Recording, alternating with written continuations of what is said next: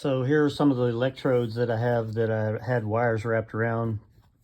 I was going to show some of the different arcs that they make because of the coiling, and compare that to some that don't have any coiling, just to show the difference between wrapping a coil around your electrode and having just an electrode display a spark.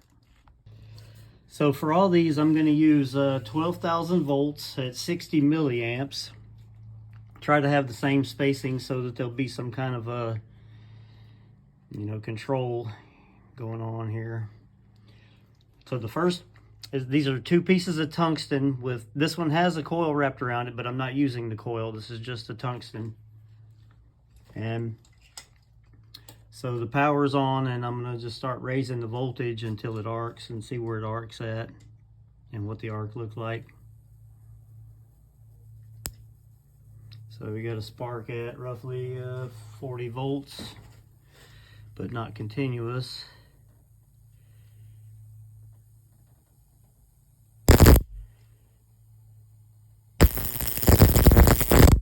So you see how blue, and looks like it's arcing at roughly, what does that say? About 70, 75 volts is when it becomes continuous. 75. Okay, let's make it a little bit closer and see what it looks like. That's approximately 2 millimeters-ish. It's not quite 1/8 of an inch. Let's see what that looks like. There we go. So see how blue and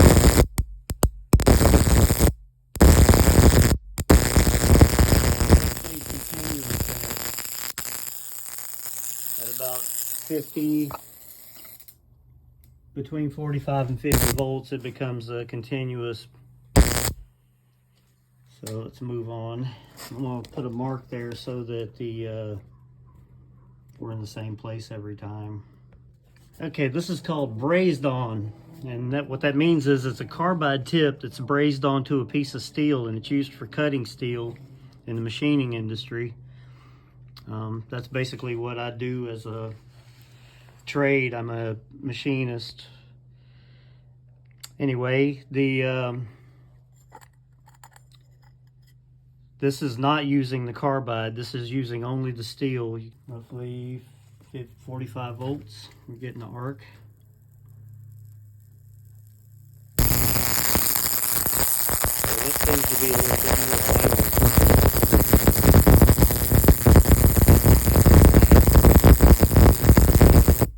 So that is just regular. It's tool grade steel, but it's still just regular steel. Okay, this is 2 pieces of brazed on, but they both have the coil on them. 50.